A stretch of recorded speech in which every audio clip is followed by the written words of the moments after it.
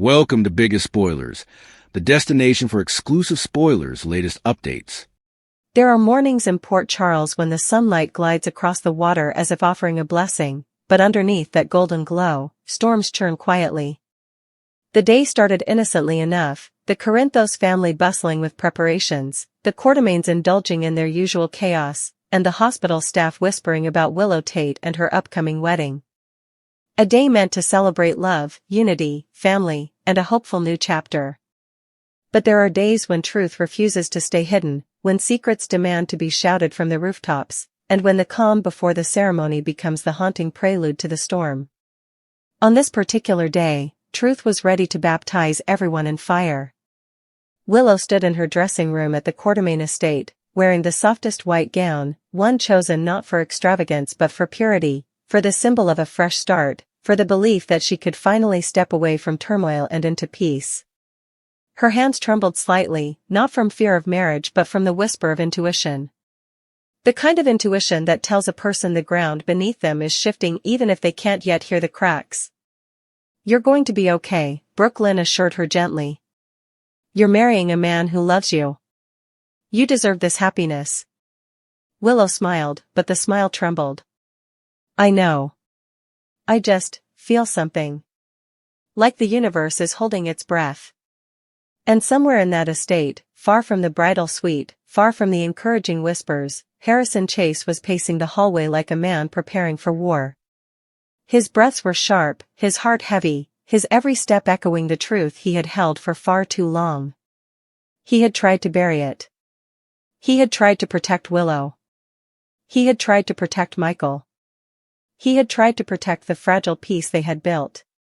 But secrets, especially the explosive ones, never die quietly. They swell. They rot. They expand until they press against the ribs of the person carrying them like a time bomb. And Chase was out of time. Finn had warned him, "You're not just about to break hearts. You're about to change lives." But Chase knew the truth needed to come out. And Willow deserved honesty no matter how devastating. Before he approached the ceremony, he made one final stop, in the small Quartermaine garden where Willow often prayed for clarity, strength, and guidance. He whispered to himself, almost like a confession. "Let this be the moment. Let the truth baptize the lies. Let what comes next be justice." He squared his shoulders and headed toward the ceremony. Meanwhile, guests had filled the estate, chattering excitedly, oblivious to the storm about to detonate. Carly straightened flowers with nervous energy. Michael adjusted his cufflinks, anxiously anticipating the moment Willow would walk down the aisle. Wiley toddled around with excitement. Olivia fussed over every detail. It was supposed to be perfect. But fate had other plans. The music began. The crowd quieted. The moment approached. And then Chase appeared.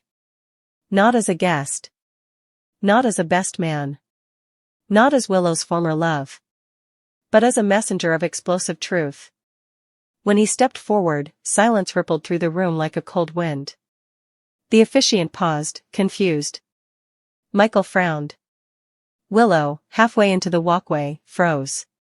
"Chase," she whispered. He lifted his eyes, pained, determined, trembling with both fear and righteousness. "I'm sorry, Willow," he began softly. "But I can't let you say I do until the truth is out." He faced her fully, voice breaking. "This wedding cannot happen." Gasps exploded across the crowd. Michael stepped forward, furious. "Chase, what the hell are you doing?" Chase raised a hand. "I didn't come here to hurt you. Either of you. But there's something you don't know, something that changes everything." Willow's bouquet slipped slightly from her fingers. "What, secret?" Chase swallowed hard. "The truth about your marriage. Your future. Your whole family." The crowd murmured. Carly's eyes narrowed. Drew stiffened. Brooklyn covered her mouth. And Chase finally unleashed the secret he had been tortured by. "Michael hasn't been honest with you, Willow."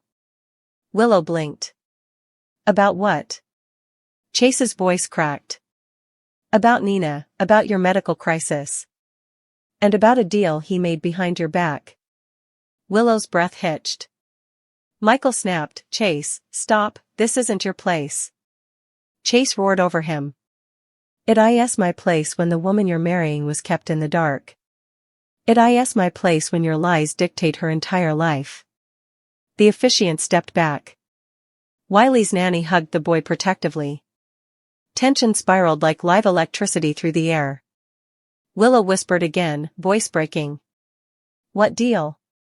Chase looked her in the eyes that once held such love for him, eyes he still cherished. Michael blackmailed Sonny. He hid Nina's involvement in your treatment. He manipulated your diagnosis to control who you forgave. And when? Willow staggered back. Michael lunged forward. Chase, that's enough. But Chase continued, tears filling his eyes. You weren't given the truth about your own health. You weren't given a real choice. You were steered, pushed, guided into forgiveness based on lies.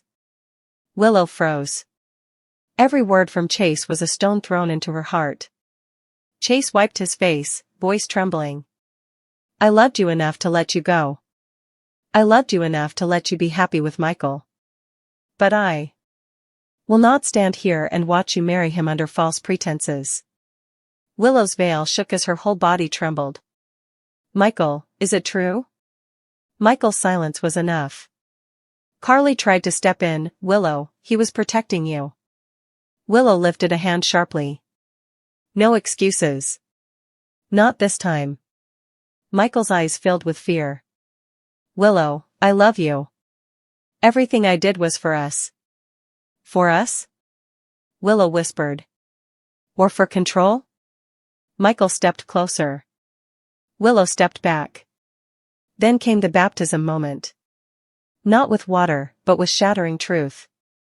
Willow took a deep breath, a breath so heavy it shook her to her core. I cannot marry a man who lies to me about the most painful, personal parts of my life. Michael panicked. Willow, wait, listen. She tore off her veil, hands shaking. The wedding is cancelled. A collective gasp hit the room. Michael's face crumpled. Carly shouted, Willow, don't do this. But Willow's eyes filled with fire. Don't tell me what to do. Not today. Not ever again. She turned away, tears burning down her cheeks. Chase stepped forward gently. Willow. I didn't expose the truth to win you back. I did it because you deserved honesty. You deserved better.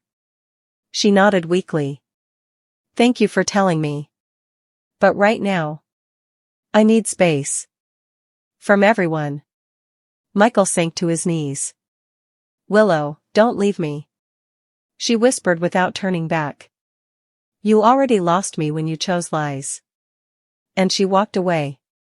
But the drama didn't end there. Michael shot to his feet, trembling with rage and humiliation. He turned on Chase like a man possessed. You ruined everything, he shouted. You had no right. Chase stood firm. I had every right to tell the truth. Michael lunged. Drew and Dante had to grab him before fists flew. You think you're some hero? Michael snarled. You think exposing this makes you noble? Chase exhaled sharply. No. It makes me honest. Michael's voice dropped into something dark. You want war? You got war. Chase's eyes hardened. I'm not afraid of you. Carly stepped between them, furious at Chase. How dare you sabotage this wedding? Willow is heartbroken. Chase snapped back. Heartbroken by the truth. Not me. Drew's voice thundered. Enough. But the shouting continued. The Courtemain garden, once a place of peace, became a battlefield of broken hearts, shattered illusions, and rage-filled vows of revenge. Brooklyn rushed to Chase, whispering encouragement. You did the right thing. Maybe not the easy thing, but the right one. Chase sighed. Then why does it feel like I just set fire to the whole town? Because he had. Meanwhile, Willow ran toward the small chapel on the estate, the same chapel where she and Michael prayed during her transplant journey. She collapsed at the altar in sobs, the weight of betrayal crushing her. And in that moment of vulnerability, she whispered, "Let this be my baptism. Let the pain wash away. Let me rise again, stronger." But outside the chapel, Sonny Corinthos arrived. And when Sonny heard what happened, his face shifted from concern to shock to rage. He stormed toward the crowd, demanding answers. Michael tried to spin the story. But Chase stepped forward, defiant. "I told Willow the truth. The full truth." Sonny's voice dropped several octaves. "You better hope that truth was worth it, because this city is about to erupt." Olivia cried that the wedding was ruined. Carly blamed Chase. Dante tried to calm everyone. Brooklyn defended Chase. Monica sighed with painful sympathy. The entire estate shook with shouts, accusations, tears, and fractured trust. And through the chaos, Chase stood silently.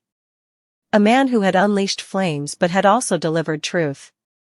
Because sometimes, baptism begins not in gentle water, but in fire. And this day? This baptism? Would change every relationship in Port Charles. Forever. General Hospital spoilers allude that Professor Henry Hank Dalton's ghost will hang Laura Collins, so will the mayor crack under pressure? Laura lately won the election, but the fate brought a truly traumatic experience. G.H. Suckers will recall that Laura opened her box to find Dalton's body, so she summoned Sonny Corinthos to take care of her giant problem. Jason Morgan leapt into action like Sonny's pious dog face, so Dalton's cadaver is officially gone without a trace. Sonny has assured Laura that her auto has been wiped completely clean, so she doesn't have anything to worry about as far as he's concerned. Laura just has to keep her mouth shut and keep pretending she's in the dark when it comes to Dalton's evaporating act. Still, that'll be easier said than done. Laura is formerly floundering over the secrets she's keeping from the Bobbies. And her enterprises about Jen Sidwell being behind the horror. This whole situation has transferred Laura into an emotional breakdown, so it's not surprising that it'll continue during the week of December 1st to 5th. Laura will have a hard time moving past this Dalton mess and her fears about it all blowing up in her face. On the December 5th occasion, Laura will face a haunting experience. This could just be a case of bad recollections and a flashback of Dalton's creepy face in the box, but what if it's commodity further? It's possible Daniel Goddard mugged another scene or two as Dalton's ghost, or at least a ghostly interpretation of him that'll live in Laura's head. Laura might see Dalton looking all pale and bloody in her office before shaking off the vision of him. We could indeed imagine Laura getting visited by Dalton and also jarring awake at her office to realize it was a agony. G.H. Pence could use this as a way to stress Laura out indeed more and perhaps indeed push her to her breaking point sooner or laterally. General Hospital spoilers say Sonny will do his stylish to make sure Laura stays quiet, so stay tuned for updates on whether she can keep all the ghastly Dalton news to herself. General Hospital spoilers allude that Carly Spencer may be arrested for disloyalty, so her Jack Brennan vengeance plot could boomerang. Will Carly eventually lament deceiving Brennan and colluding to destroy him? Rather of defying Brennan right off the club, Carly took a veritably different approach when she got updates on Jocelyn Jack's WSB status. Numerous GH observers anticipated Carly to rip into Brennan incontinently, but she chose a long-game vengeance plan. Now Carly is going to great lengths to trick Brennan into allowing their relationship is moving forward. Carly also made Valentine Cassadine a platoon player without Brennan's knowledge, so she's really pulling out all the stops for revenge. Still, Carly is putting a lot on the line when it comes to this setup. Valentine has advised Carly about the pitfalls, but Carly is committed to this revengeful path and is willing to take whatever adventure she needs to take. In an interview with SOD, Chris McKenna talked about the complicated mess that's developed between the characters. Although Carly was right in feeling betrayed by Brennan, McKenna refocused out that Carly is just as reproachable at this point. But now, she's committing disloyalty. McKenna claimed. I mean, he prevaricated, but she's committing acts against the nation. So I suppose that now, Jack at least has an argument from this angle, which is, I did commodity bad, but not disloyalty. McKenna added that Carly is swimming in deep waters when it comes to this whole situation with Brennan. Considering McKenna's commentary, could Carly be held responsible for the disloyalty she's committing? Vaughn just learned the hard way what happens when you get on Brennan's bad side. Carly could learn that too. Formerly Brennan realized he's been duped and most probably retaliates. There's a chance Carly will get arrested ultimately and lament getting so hung up with vengeance. Of course, Carly could wriggle out of disloyalty trouble in the end, but it's easy to imagine this plot not turning out as well as she might have hoped. General Hospital has Jacinda Bracken and Michael Corinthos in a fake relationship to give him in justification, but Christina Corinthos Davis may intentionally complicate effects for her big family. She and Michael and Christina could wind up entangled in a veritably weird situation on GH. Will Michael lose his fake gal to his real family? Foreigner effects have happened on GH. Please click subscribe if you're not formerly following us, and let's get into it. Sparks fly discharging the unanticipated chemistry between Christina and Jacinda on General Hospital lately. I noticed a vibe between Christina and Jacinda that just got my bus turning. First, Christina met with Jacinda for coffee at Bobby's restaurant. And also more lately, Christina and Jacinda were drooling at the Brown Dog Bar, and I really noticed a definite vibe there. So, Molly Lansing Davis and Jacinda also talked to many times lately, but there was no vibe. There was no chemistry with Molly, but effects were veritably different with Jacinda and Christina. When Jacinda was at the bar sitting at the Brown Dog each by herself, Christina went over to converse her up to give Molly and Cody Bell some time alone to get their flirt on. But also Christina didn't come back for quite a while. Indeed, Molly and Cody wondered if Christina was going to stay at the bar drooling with Jacinda or return them at the table. And yes, of course, Christina was trying to give Molly and Cody some time alone. But Christina was also really having a good time talking with Jacinda. A relationship for show the truth behind Michael and Jacinda's fake love on GH. Michael and Jacinda like each other and perhaps there's some chemistry there. And she indeed said that their fake relationship is starting to feel more real. But the reality is what Michael and Jacinda have is a business relationship. It's transactional. Michael is paying Jacinda for the justification, and also he gave her the job at Crimson to make her look more legal and as part of the prepayment for the ongoing justification issue. I'll say that Michael and Jacinda do feel to authentically like each other, but again, it's veritably transactional. It didn't start organic or tender despite a many offered public kisses to vend this fake relationship. In discrepancy, the vibe between Christina and Jacinda seems more organic and natural, and I actually feel some chemistry there. Exploring new romantic possibilities for Christina and Jacinda on General Hospital. We know Christina prefers women, and we actually know absolutely nothing about Jacinda's real true preferences because what we know about her is that she was a paid companion and she spent time with Ezra Boyle, and Nina Reeves saw her with other guests at the Metro Court Bar. But that's all business for Jacinda. In her particular life, she may prefer women over men, or she might like women and men inversely and considers herself fluid. Jacinda was a working girl, but that doesn't mean she's into guys tete-a-tete. For all we know, she may have had both manly and womanish guests. Also, Christina's ex-girlfriend, Blaze, by the way, isn't coming back. Not that we know of. She's off touring. And Brooklyn Quartermain's mama, Lois Cerullo, is managing Blaze and the stint. After Christina broke up with Blaze and she left Port Charles, she has been veritably busy. Blaze's career is really taking off and she's on the road a lot.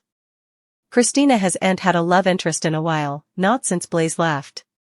So, she needs love. And this feels like the perfect time because she and Ava Jerome and Alexis Davis just wrapped up all that craziness where they were holding Rick Lansing hostage.